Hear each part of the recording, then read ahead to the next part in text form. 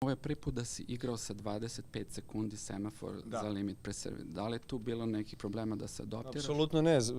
Šta više, mislim da je uglavnom bilo i više sekundi nego obično, zato što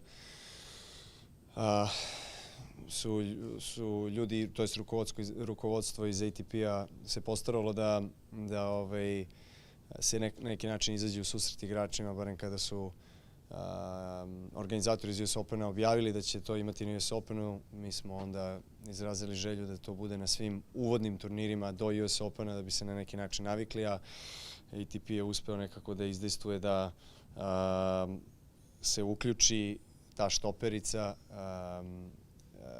kada sudija zove rezultat. Dakle, ne pre toga, ne kada se odmah završi poen, što je dobra stvar jer dosta puta se desi da imate duge razmene udaraca, onda publika aplaudira i onda obično je do samog sudije kada će da pokrene sve. Zadnje pitanje, kada si imao na 4 vezana Grand Slema, vrlo često je tvoj drugi servis bilo neko tajno oružje.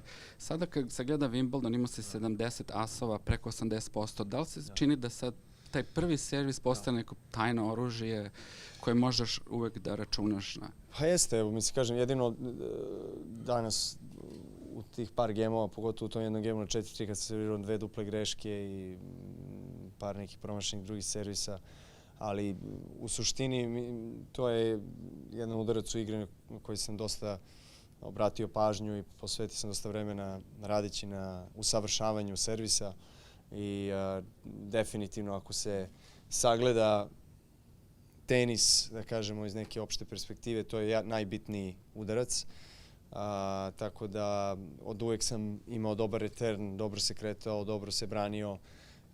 Ukoliko imam i takođe dosta slobodnih, da kažemo, lakih poena sa prvim servisom, to je definitivno prednost.